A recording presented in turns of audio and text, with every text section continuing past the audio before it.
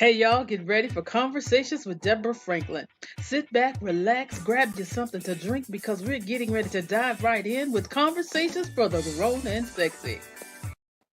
Well, hey everybody!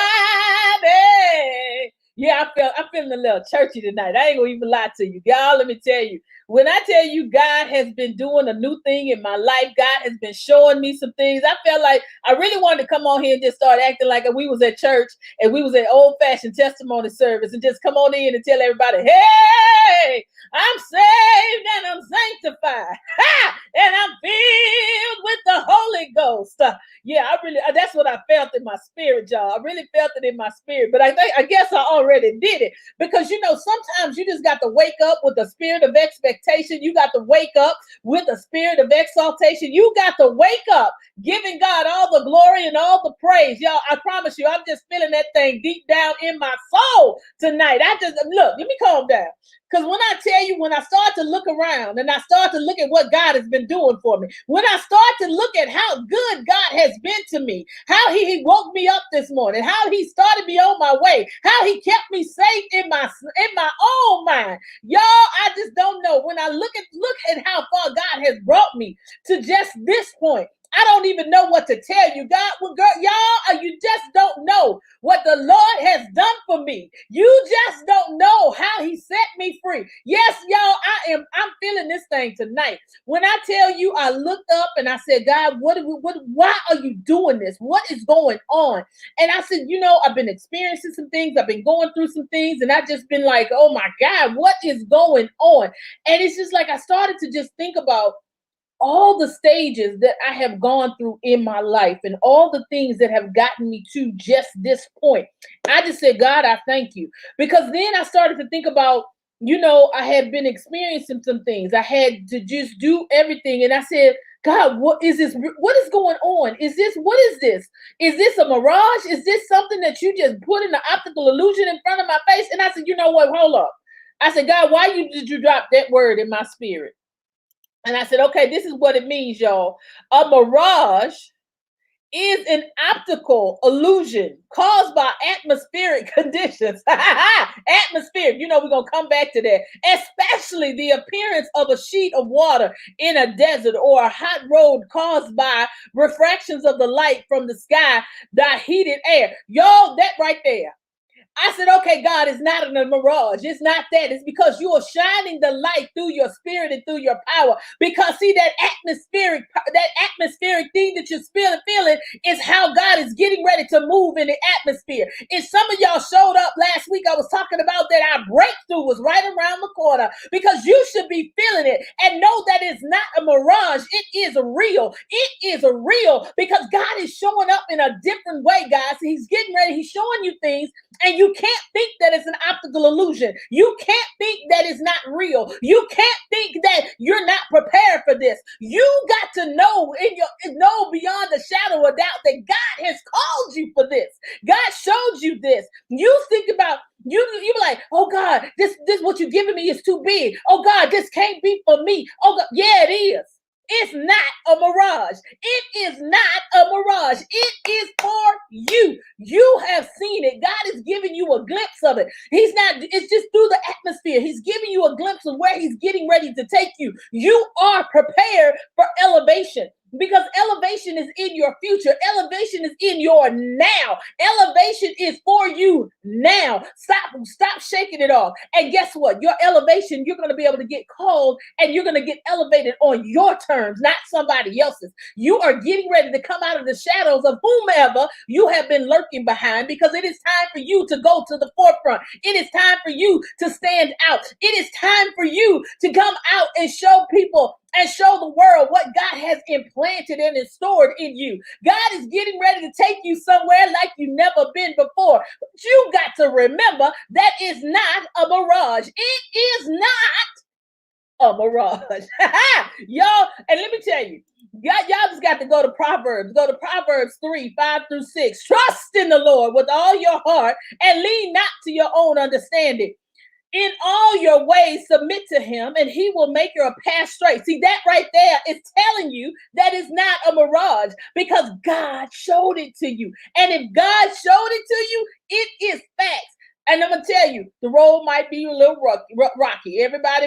People might be lying on you. People may be stabbing you in the back. People might have left you alone. You feeling like everything around you is changing. Everything around you is dying. Everything around you seems to keep hiding from you, like you ain't got like it has no place for you. You are sitting around thinking that, oh my God, how can you do this? How did you show me this? How did you tell me to operate in this? Because guess what? It's not for you to understand. It's for you to operate in what God called you to do. What he showed you is where you're going. And I keep saying this because you have seen it, but you don't want to believe it because you think what? It's a mirage. And I'm here to tell you tonight, it is not a mirage. You got to start walking in that thing. And let me tell you another secret. When somebody shows you who they are, believe it. Stop second guessing yourself. Believe that they are who they say they are. Believe that they are, if they say that they're good for you and God has showed you that they're good, then they're good. Don't question it. Keep going. And the next thing,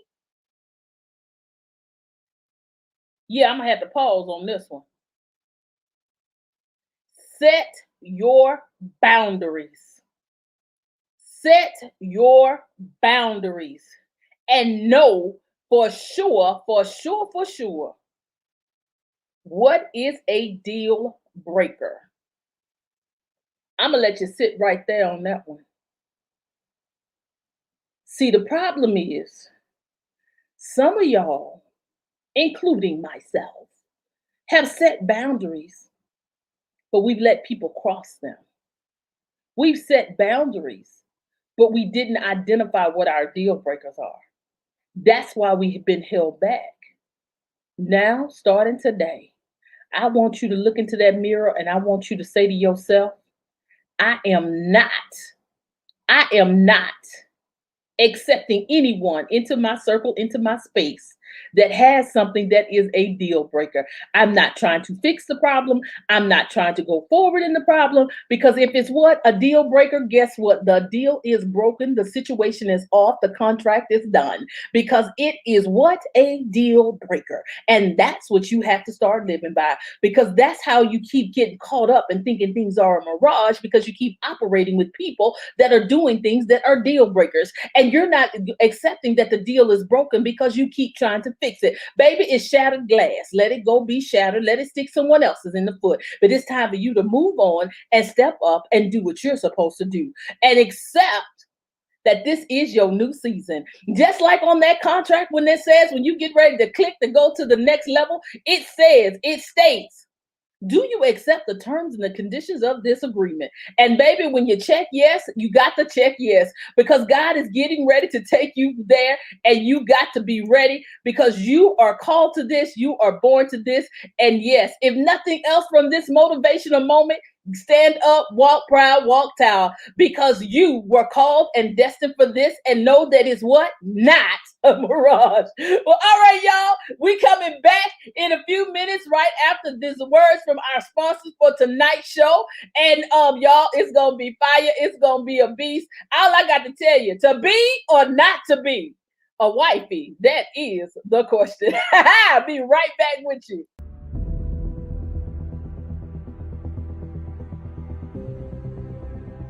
In life, we all ask the questions, why me? Why now? And why did this happen to me? But if we are honest with ourselves, as we keep living, we realize it had to happen. Why? Fate, purpose, destiny. In the long-anticipated release from G4 Life Publishing Company, author Terrence Williams takes us on a journey of some of life's lessons he has learned. On this journey, we find lessons which include makeover, it wasn't all her fault, legacy, and moving forward backwards. He encourages the reader to embrace the reality we all must face at some point in life, that whether you believe it or not, it had to happen.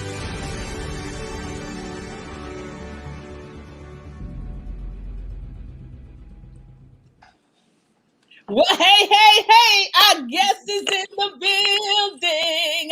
Hey, girl, how are you tonight? I am wonderful. How are you? Oh, I am wonderful. So glad to have you on the show. It's just Oh my gosh. It's been like when I got the call that you were going to be on the show, I was like, yes. I was like, okay, y'all, we excited. Miss Yes. Kia, I'm so glad to have you with me. And when I saw what you were all about, I said, yes, we're gonna have fun with this. Because number one, I'm not a wife, but I want to be a wife. And I said, maybe I'm doing something wrong. So maybe we're gonna talk to the wife coach tonight. Right. Because if you're a wife coach, you got to be able to tell us that want to be a wife, how to be a wife. So that's why I said to be or not to be a wifey. That is the question. I love it. Is the question, and I'm like, oh gosh, I'm sorry, y'all. I got so caught up, I forgot to put y'all comments on there. Yes, we gonna do it, Madonna. Yes, we did say it. Yes, yes, yes, yes, yes, yes. This is our winning season, and yeah, child, it's gonna be. So I know my audience is filled of both types of women. The ones that, all kind of women. First of all, they want to get married, and they ain't said that they want to get married, but they really do. But you know how we hide and say, I'm good. Then we got the ones that are happily married. Then we got the ones that want to get married and they just thirsty. Then we got the one, I'm just saying.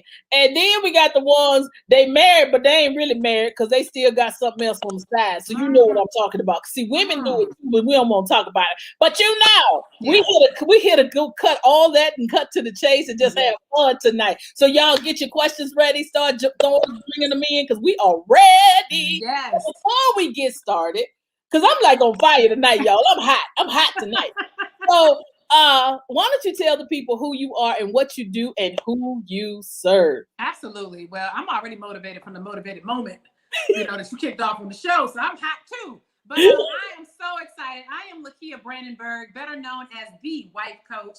I created the only online masterclass that's changing married women into happy, healthy, and irresistible wives. I am a firm believer that all married women aren't wives. I like to say that twice. See, So you need to take notes, Deborah. Take notes. All married women aren't wives.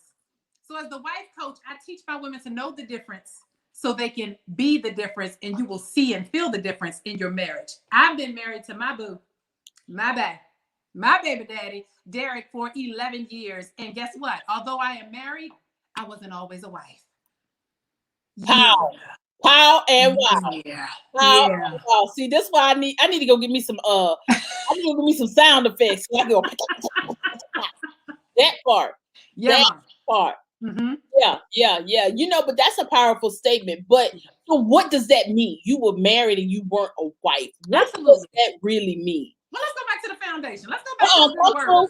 Come through. Yeah, bring it. Okay. I like the word, honey. Bring the word. So the good word tells us that a man that finds a wife finds a good thing, right? Mm-hmm. And so what happens is, in my life and in the women that I serve, many women just want to get married.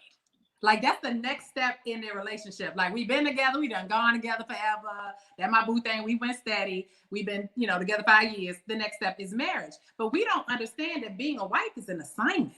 Wow. Yeah. And so I had to understand that there are two types of women that show up in a marriage. And you just described some women who are married. Some women are married and miserable. Some women are married and going through the motions. Some women are married and happy. Some women are married and just married. You know what I mean? So I had to understand that there are two types of women who show up in a marriage. One is a married woman. One is a wife. And when I say a married woman, I mean, you know what? She has power, but it's manipulation. When I talk about the wife, she has power, but that's influence. So there's a difference. There's a type of woman that shows up who gets different results from her man. I mean, the married woman is Mrs. Sarcastic. I know that's not you. Mrs. Know-it-all. I know that's not you. I'm talking to your neighbor. Mrs. Mean. Yeah, see, these are the different types of characteristics or traits that a married woman has. And when she realizes that, you can't be sarcastic to your man and expect him to respond in a positive way or to give you the things that you want or to meet your needs. You can't show up, as Mrs. Mean, as Mrs. Know-it-all, as Mrs. Controlling. Yeah. You can't show up as her and expect your man to step up and be the leader of the household. So it's really recognizing who you're showing up as so that you can make a difference. Because at the end of the day, you have to choose who you want to be, the wife or the married woman. Wow. And I never even thought that there was a difference. Mhm. I mean, I knew that there was different attitudes. So, okay, so for those that want to get married, Yes. how do I prepare, or how Ooh. do we prepare for this God, as Amy said, this God-given mandate? How do we Ooh. prepare for that? Because a lot of times we look at the ones that are married and we like, wait a minute, you treat him like that? Mhm. I don't Mhm. consider myself as needy, clingy, and always want to have drama. Because it seems like those ones is always married. You be like, Like, how you get him? man, how you do that? Like, how you do that? How you live like that? Yeah. Ain't nobody got time for that. I mean, honestly, Deborah, when you think about a relationship, when people describe what they want, most people, they want a committed relationship full of love, happiness, fun. They want that girlfriend, boyfriend type vibe. But if you're showing up as the married woman, you're not going to have that. And the type of woman that you need to be as you're preparing in your singlehood, first of all, you have to understand that you have to be whole. A marriage does not complete you. Okay, somebody. Hello, pass the collection plate on that one. Yeah, I A think marriage that, does that not, right there is offering time. You need to yeah, it keep doesn't up. complete you. So you have to be complete and whole within yourself. That means you have to really understand who you are. I was dating my man off and on for 10 years before we got married. And I ain't telling y'all to do that. That's a whole nother radio interview now. But I'm That's just another telling you, episode. we grew up together, so to speak, in our 20s. And I'm so happy we didn't get married when I thought I was ready to get married, because I had to grow up. I had a lot of things that were going on, a lot of issues, a lot of underlying things that I needed to address. So as a single woman who's preparing for marriage or who desires marriage, the first thing I'm going to tell you is to make sure that you deal with your pain. What did your last relationship teach you about you? Because you don't want your pain to pick your partner. Did y'all catch that? You don't want your pain to pick your partner. So when you think about the type of men you're attracting, if you're not attracting that caliber of man that you know you need to marry, then you like ask yourself, well, wait a minute, what kind of energy am I giving off? Right. What kind of vibes am I giving off for me to be bringing that type of energy, emotionally unavailable men? Men who are just there to play or whatever. Why am I giving off that kind of energy? So really find out what it is that you are giving off. And when I say don't allow your pain to pick your partner, really look at your past relationships. That relationship taught you something. It wasn't a loss, it was a lesson. So if you find the lesson in that, then and you learn the lesson, then you'll be more than likely ready to enter another relationship healed and whole. So that's the first thing I would tell you to do in preparation. And you know what? And also you said something that was really key. And a lot of women do admit to this. And how do you get over, or what are steps that you can take outside of getting whole with yourself?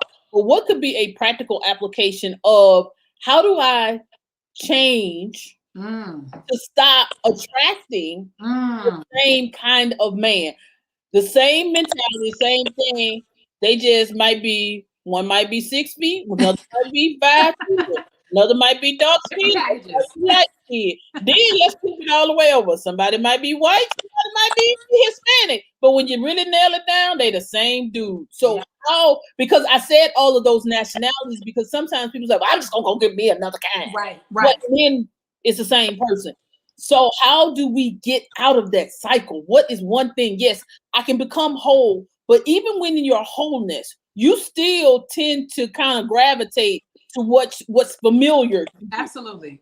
Absolutely. Well, the first thing you got to do is recognize it and acknowledge that it's happening. So if you can acknowledge that it's happening, now ask yourself, what am I doing to attract this type of man? So you got to do some real work, like some inner work. Figure out, like, if you keep attracting a man who, give me an example of a man, let's say emotionally unavailable. Let's go back to your childhood. See, we have to dig and figure out, where is this? I need to uproot this type of spirit that I keep attracting. So where is this coming from? Was your father? Because I had daddy issues. Yeah, and see, and this is where I tend to everybody that I talk to, we kind of not bump heads, but we're so different because I don't have daddy issues. Yeah, yeah. So the one. So why do you keep? So that's just one aspect, though. That's see, my problem with my daddy issues is that my mama told me I got to stop looking for dudes that are like my daddy. Oh. Because they're never going to be on that level that my father was. Because that part. So it was like my mom said, well, you keep trying to put them up to something that is not heard of anymore. Because my daddy fixed my car, my daddy put whatever I needed. If I said Diddy, I need something. Where was it? It was on my dresser. I don't know. It was on my dresser the next morning. I'm used to that. I'm used to, how can I say, a real provider. And I think that's where we kind of get caught, especially those of us that grew up in a household like that. Right. So here's the thing. It's the same thing, though. Okay. So for those who do not have daddy issues, so you got those who have daddy issues and those who don't. One thing you said is that you're looking for somebody that's like your father. Mm-hmm. And so that means, and correct me if I'm wrong, you admired the marriage that your mother and father had. Or had, right? That was your first example of a marriage. So here's the thing. The marriage that you have is not going to be your mama's. Exactly. It's not going to be your grandparents. I know that one. You know what I mean? So that means the men that you are attracting, you already have a standard set in your mind that's kicking them out. They're not even qualifying because you don't see them as your father. So that's what's you're kind of repelling what could possibly be trying to attract to you because your mindset is so set, it has to be my dad. And if he doesn't... so actually that part of my mindset has changed. Okay. But so I can say that. Thank you, Jesus. Thank you. But I'm just saying those of us that may have grew up in a different way because again, and this is where some of my friends have said that we all had great fathers. We all had great family situations. Good. But then we don't talk about the abuse that we may have received from someone else. I'm getting ready to flip this conversation. We don't talk about how sex became an escape rather than something to enjoy. So when sex is something that is an escape, you really don't have any boundaries. Okay. How do you get over that physical need when you can think, let me put it like this, when you can think like a dude? Some women that think like dudes, where they can just be with somebody and they have no emotional attachment to the sexual relation piece. And these women still desire marriage? And they do. Okay. So again, it goes back to where is that coming from? Like you have to get to the root of the problem. Like a lot of times we try to fix the surface, but the root cause. So if she was sexually promiscuous or if she just was sexually active and now she wants to stop so that she can go through, I had to go through that season where I had to cleanse LB. Like I had to really understand why am I doing this? Like, am I having sex because it's of enjoyment or am I trying to cover up pain that I haven't, addressed? Am I, just doing it just to see if he gonna like me? Like that, you really have to deal with self. You have to know thyself. Like the person that you're gonna be able to focus on the most in your relationship is you. And if you don't know you better than you, then how are you expecting to know somebody else you want, attract or commit your life to for the rest of your life? So you have to really understand why are your actions the way they are. So to get over sex, I mean, if it's that deeply embedded, you may need to seek counsel. Wow. There's nothing wrong with therapy. Exactly. My husband and I are in therapy now, and it's nothing wrong with us. We have our little hiccups here and there, but it's maintenance for us. So I need us to start seeing therapy as an opportunity to get us to where we need to be, to think about why we think about what we think about. You know what I mean? Like, you know what? That is key. You just said something. Maybe if we did look at therapy as maintenance rather than an obligation or to fix a problem, it might be more receptive. Yeah. Because, when we think about your car has to go through maintenance. Because it's not going to keep running. You can't keep going and buying a new car every time you got to get a new tire. You'll be broke. And you're fixing the wrong problem. Because if you got to keep fixing, if you keep buying a new car, then you're avoiding what the real issue is. So therapy helps you to identify the issue. Like what's the root of the problem so that you can come up with a solution and pretty much get the results that you want. So if communication is the issue in your relationship, then why can't I communicate effectively? You know why? Because I'm still thinking about my example when I saw my mom and father arguing with each other. That was my example of communication. I didn't know it was effective until I tried to bring that into my household as the married woman. Woo, that part. Yeah. That part. So. Yeah. Yeah. Sex is meant for marriage. It's a gift. Souls touch and unite as one. Why would you want to give the gift to just anyone? Yeah, that sounds good now, but we do it. Statement. That is a powerful statement. It is. And and I totally agree with that. But for those that, and I have to use that example. Yeah. For those that sex was never told to them that it was sacred, they don't know it. And now I'm getting ready to really go somewhere that I'm probably gonna make some people mad. They're probably gonna stop watching. Come on, talk. But see, that's where the church is having a problem, because you sit up and we quote that scripture all the time. I totally agree.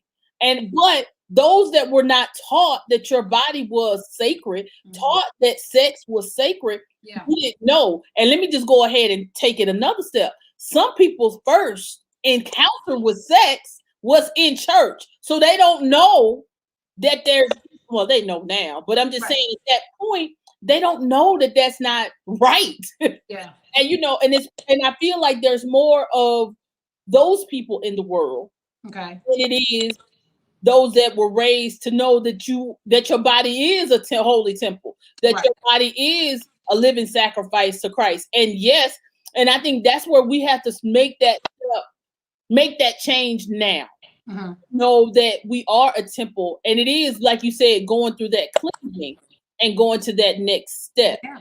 It's I totally, that right there is, a lot that we have to really unpack. But that means we still need to go back and start doing some maintenance too. Absolutely. Absolutely. And for those who weren't taught, the real gift of sex and how, in marriage, like I always look at sex before marriage and sex after marriage. Truth is people having sex, okay? Regardless if they're married or not. But I can see why it affects life after marriage. I can see why sex after, you get married is an issue, because you've been out there just tiring yourself out. And now when it's time to turn up for your spouse, you done did everything. You done turned down because you ain't nothing to turn up. You don't want to drop it like it's hot. So because it ain't hot no more. It's cracking, really. You dropping it, clack, clack, clack. You get it back, though. You get it back. I promise you get it back. But but it really helps you. Like sex can really cloud your mindset. Sex really, and that it was a distraction. Especially not being married, it was a distraction for me because I couldn't think clearly. I couldn't make wise decisions because my emotions and my feelings were all tied up into all of that because of sex. Right. So that goes to that cleansing. People talk about soul ties and all of that. You have to cleanse and understand why. There's nothing wrong with being, enjoying sex or liking sex. Like, cool. But when it comes to you preparing for marriage, that should not be the number one, thing on your mind. That should not be. And and another thing too that you said and then knowing yourself, trusting yourself to recognize those red signs or those things that, because you see it. A lot of times we see it, but then we get stuck in the familiar. And that's why we're like, all right, he gonna change. All right. If the change, that's not gonna change. So, you gotta think about how hard it is to change yourself. Like, just go back to thyself. See, that's what, as the wife coach, I deal with my women. And they be like, well, what about him? I'm not saying he's not responsible or that I'm condoning his actions, but I'm dealing with you because you're the only person you can change. You're the only person you can control. So that's why we focus on why you feel the way you feel, or why your actions are the way they are. Why are you showing up this way in your relationship? When we can deal with that, then we can change it. When we can figure out what's the root cause of that problem, then we can come up with a solution. Especially a lot of my women have to deal with the mouth. They got to learn how to tame their tongue. Okay, so just go on. I'm gonna let you just go on and deal with that. Yeah. See. That's Mrs. Sarcastic. That's Mrs. Tell it like it is. That's Mrs. I'm gonna speak my mind. See, that right there in a marriage, that is the fastest way. If you believe in falling in love, that's the fastest way to fall out. Wow. Because you have an untamed tongue. And an untamed tongue means that you just speak recklessly. You don't think before you speak. You don't think about my words are seeds. And every word that I speak is going to hit fertile soil or it's going to hit concrete, but it's going to hit some fertile soil. And then when you look at your marriage as a garden and say, I don't like the way my marriage, I don't like these weeds. Well, then go back to what you've been speaking. Wow. You don't like the way your husband's showing up? Go back to what you've been speaking. If all you can think of everything negative, all you can do is criticize your man with your mouth. Do you know how powerful? Isn't there scripture for that? Life and death are in the power of the tongue. So you can speak life into your marriage. You can speak death into your marriage. And so I think it's so important that I really hone in with my women because they don't realize the power that they have with their mouth. Like I said, that married woman, she's powerful, but it's manipulative. Wow. The wife, she has the influence. And that's what you want to be able to influence your man to do the right thing. Influence him to want to do better. Influence him to be, the head of your household. But if your mouth is out of order, yeah, that's going to be a real hard task for you to accomplish. That right there is that's powerful. Yeah. That's powerful. Yeah, Amy, we got to cue the ushers. We cue the ushers right now. They need to be cued. Yes. Because we always want to be right. We always want to get the last word, and I feel like that's on the single side as well as on the married side. Mm-hmm. So, what tools could we use to start helping us work on our mouth? We're not saying the wrong thing, or or finding that balance of what to say, because sometimes we can be too nice too. Yeah, absolutely. No, see, that's the thing. A lot of times my women are afraid that they're going to lose their voice by understanding. A tamed tongue does not mean you don't have a voice. It's knowing how to use your voice effectively. And so if the first thing you think or whatever comes to mind you speak, you have to first develop some self-control. And that means put a muzzle on it. I'm sorry. If you don't know where it came from or what you're about to say, like you're about to hit below the belt, what you're about to say about, all gloves off, let's get it. You need to put a muzzle on it. Just don't say anything, because that's the first part. When words are ejected, they cannot return. When words are ejected, they cannot return. I don't care how sorry you are. I don't care how you mean to do it. You can apologize. Forgiveness is there, but you got to understand, people are going to remember what you said.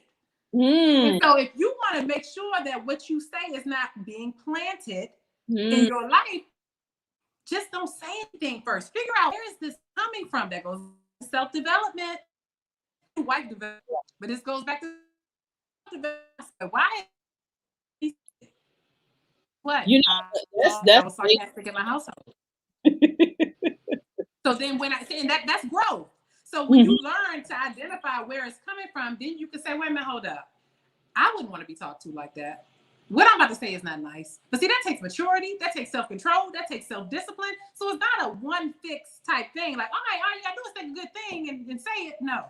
I'm telling you right now, if you're about to say, shut your mouth. Just shut your mouth. I'm not silencing you.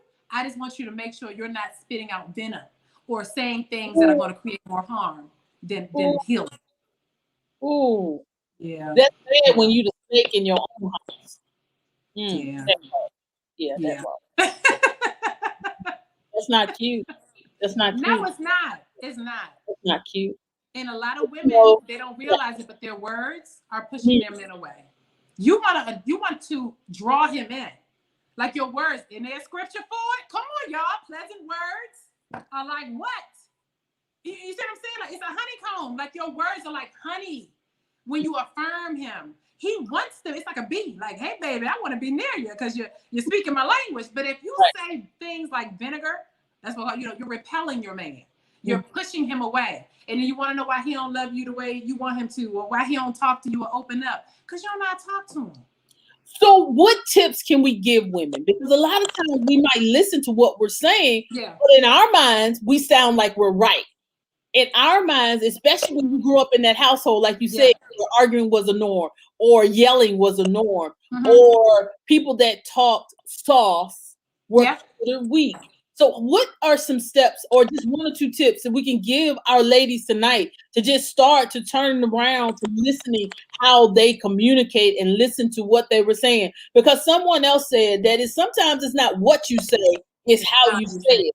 And it's the tone. And then sometimes it's what you say. See, I say both. Sometimes it's not what you say, but how you say it. And then sometimes it's what you say because it's where it's coming from. So if you're speaking out of love, are you speaking from a place of love? Are you speaking from a place of resolution? Or are you speaking from hurt? Wow. See, the first tip I would give is you got to learn your own communication style. Why you talk the way you do. See, it goes back to you. Yeah, and then Madonna said, LB, might shut the mouth, but don't forget about the head roll. Look, one step at a time, Madonna. One step at a time. My change does not happen overnight. So like sometimes you might just have to be like, and he probably like, what? Go ahead and say it. And you like, nothing. I don't want to say nothing. So you gotta not only tame, yes, your mouth, you gotta learn how to tame your body language. Your body language speaks louder than your words. But if you don't know you're doing it, I have women who have that resting face, like they mad. You know that resting face, that they mad, and they don't understand where it's coming from. Mm-hmm. Practice smiling. How about that? Wow. If you practice smiling, it's gonna be real hard for somebody to be like, what's wrong with you? Nothing. I'm just thinking, no, smile. Like those are the different skills that you need to just start practicing. A lot of times we're taught to be independent, strong women. Mm-hmm. And when it comes to complimenting our men, not completing our men and them not completing us, but complimenting them, we have a hard time because we're fighting for that position of power. We're fighting for a position of, no, I'm the head. No, you the head. No, I'm above. No, you beneath. No, we are partners, right? We complement each other. So if taming your tongue is a challenge, the first thing you got to figure out is, what is my communication style? And if you really want to get deep, I don't know how deep y'all want to get. I would ask my boo thing, am I easy to talk to? Don't ask it if you don't want to know the answer. Don't ask him. And if you're not dating, ask somebody that's close to you. Am I easy to talk to? The opposite sex. Am I easy to talk to? Now, if you want to know the truth, my husband told me, you're not easy to talk to. That's what I knew I had to change. And because I wasn't easy to talk to, he didn't open up to me. And he don't talk. He won't tell me how he feeling. Because I haven't created a safe space for him to be vulnerable. Because LB was Mrs. Sarcastic, Mrs. Know-It-All. I know the answer. Until I learned how to and listen. Yeah. So those some tips. Which one y'all gonna do? That's major. Y'all, I don't know. Y'all gonna have to definitely, man. She dropping some hot knowledge tonight. I am loving it, and loving it. Well, what she said? Hey, Madonna. Thank you, dear. She is hilarious. I appreciate your candor. I appreciate your honesty because a lot of women, regardless if they're married or single, need to hear these things, be honest about these things.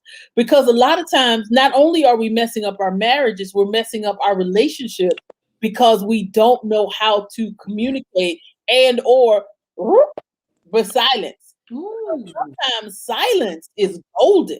Say it again. Silence is golden. I can speak more without saying anything than, just coming on out. Because sometimes you do just need to go. Because see, the married woman, she just goes off. The wife knows, what I'm about to say is not right. What I'm feeling inside, let me check that. Where that's coming from. Check yourself, boo. Wait a minute, let me see. If I say this word, then that's going to trigger. See, that takes a whole lot of knowing thyself. That's maturity.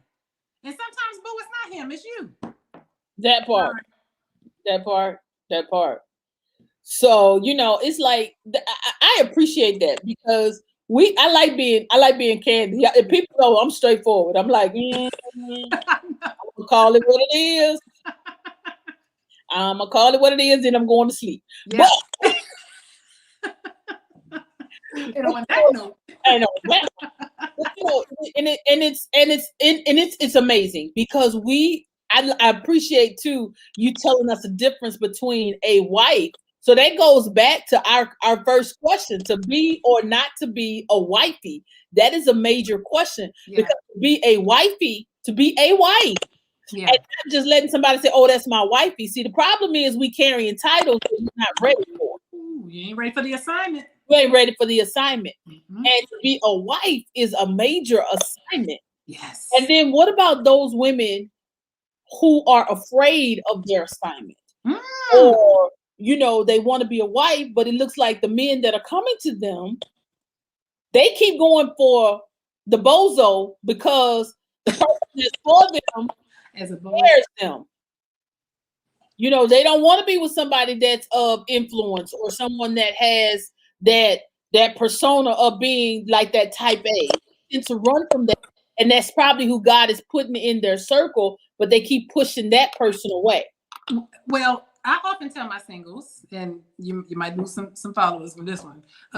Your Prince Charming might be Shrek. And what I mean by that, first thing you thought was Shrek's face. I'm just telling you, he may come in a totally different package, just what you were describing, Deborah.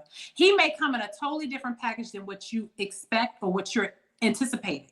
Like, we make this list of what we want, and I think it's great. But as you're making that list, I need you to focus on becoming the list, because you attract what you are, not what you want. Ooh. And what you think. I thought I wanted a different type of man. What I wanted is not what showed up. And I'm so grateful that I had enough discernment to know that this was my husband, instead of still waiting on, wait a minute, no, that's not him. He gotta look like this. He gotta have this much money. He gotta drive this kind of car. He got all the superficial stuff. The man that I have, we're growing together. We're iron sharpening iron. I'm seeing him from a 19-year, well, he was 20, I was 19. We're now in our 40s, right? And we're seeing the growth. We're seeing us build a family, building a legacy. And I'm doing it with the person I'm supposed to be with. So don't discount Shrek, because if you really know, Fiona was, Princess Fiona looked like how she looked too. I'm just saying. Because she was operating it, she really was a mirage. Hello, mirage. Bring it back in.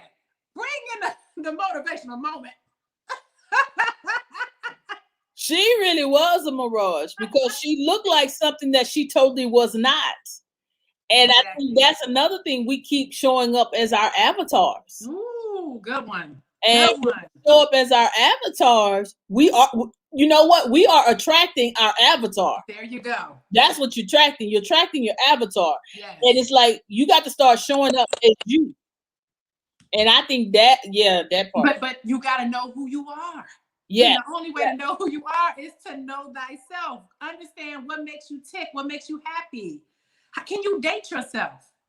Do you have to have somebody in your life? If you feel you have to be in a relationship all the time, deal with that. Where does that come from? So are you dealing with abandonment issues? See, there's always some reason why you are the way you are. And your goal with self-discovery is to find out what that is, so that you can face it head on, fix it, become whole, become healed, and then you can attract a whole and healed person. Exactly. And stop running after people that don't want you. Hello. That's a good one. That's a good one. Because I think we get stuff that we keep trying to fix stuff that just can't be fixed. Because everything, super glue don't. We already found out that gorilla glue don't fix everything. It'll look good, but it ain't gonna come out right. It'll keep y'all tight. But when it's time to break up, that part. Because we keep trying to run after people. We know that how we do it. Oh yeah, we could be a power couple. We need to be together. We can do this and we can be that. And they can do this and I do this, and we can. Man, we get together. We can save the whole world. Yeah, but God ain't told you that. Who told you that? And so that's another issue. We can't fix stuff. We want to fix it, as opposed to being like, okay, God, if it's for me. Exactly. It's going to be for me, but you got to continue to live your life. Yes. And not trying to fix the situation, because I fell into that. And I can be always transparent. It's like I would put my life on hold because I was so busy trying to help somebody else. Yep. But at the end, it wasn't what I was supposed to be doing. And then when I started to work on me, There you go. And started to do me, then I've started to see doors open and things happening. And I'm saying, all right, God, we ready. We ready now. I know what you're doing. I know what you're doing. I love it. Yes. Okay, we done went over time. Oh, did we? We have gone over time. I love it, though. I love it. Been good. This is a great conversation. We definitely need to get together again. Yes. We definitely got to do a part 2. Yes. I want us to really, this time we're going to blow it up. We're going to have to do a whole symposium. We're going to do a women's thing. Okay. Because I think this is needed. This conversation is really needed, and needed in a way that people don't feel isolated. Yeah. They feel that they can be open. If you got a sex addiction, be able to say it. If you have a problem with talking to me, and say it. And then giving some practical applications, because I'm a firm believer. I'm gonna tell you to pray about it, but I also want to give you some practical applications. Pray, please pray. Without works. You got to know what to do when you get up. There you go.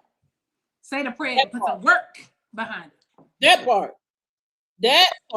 I'm with it. That part and that part. And see, now they pushing me. They know it's in the How we we're ready to get to that part. And again, I want to thank you. I'm already opening up whatever you need from me, Church World CEO. We are here for you, because God, I don't believe that God puts people together for nothing. Right. We talking the same talk, and I love it, because we have got to be honest as women when we come together, because we cannot see ourselves go further without each other. And we really have to stop that us and them. Oh, they married. They got this together. Oh, they can do this. And oh, she's single. Oh, she got it all. Child, please stop playing. Let's have some real conversations, and that's where I want us to be. So we definitely have come to the end of the show. Can you tell everybody how to contact you, how to find you, and just give us 2 tips to go so we can start getting? This is what I want: 1 tip for the singles and 1 tip for the marriage. Yeah, I know you got it in you. Yeah. That's fine. All right. No, but I have been so just honored to be on the show and just talking to you. This is some good girl chat. For those of you all who want to connect with LB, you can find me on Instagram. That's my playground, y'all. Instagram at The Wife Coach. You can also go to my website, thewifecoach.com, to connect. Do know that I am enrolling for my next masterclass. So if you are a married woman who needs to become a wife, you know that everything I talked about, I kind of named some of those characteristics. Then make sure you holler at your girl. Go to my website, set up a pre-call for me so that we can get on the call and see if you're good for this masterclass. Now, the tips for the singles. The first thing that I would do is enjoy your singlehood. I know you might want to hurry up and get married, but I need you to enjoy being single. And what I mean by that is really understand what it means to be single, the carefree world you have, or that you're living in right now, the maybe the different things that you're able to do that you wouldn't necessarily be able to do as much when you get married. So I would enjoy that. I did tell you to make sure that your pain doesn't pick your partner. So make sure while you're enjoying your singlehood that you're doing the work, the inner work, understanding what lessons you can learn from failed relationships, from past relationships, and see them as lessons and not losses. For my ladies who are married, wanting to become wives, the first thing I would do is really ask yourself, who am I showing up as? Like, ask yourself, who am I showing up as? And look at some of the results you're getting in your relationship. So when you see your conversations with your man, if they always go left, are you showing up as the married woman or the wife? Do you know how to tame your tongue? Do you not know how to tame your tongue? You got to first recognize who you're showing up as so that you can change and become the type of irresistible wife that you want to be. So those are my tips for my single and my married women. And I hope that you all will connect with me on social or go visit me at my website, and hopefully talk to some of y'all soon.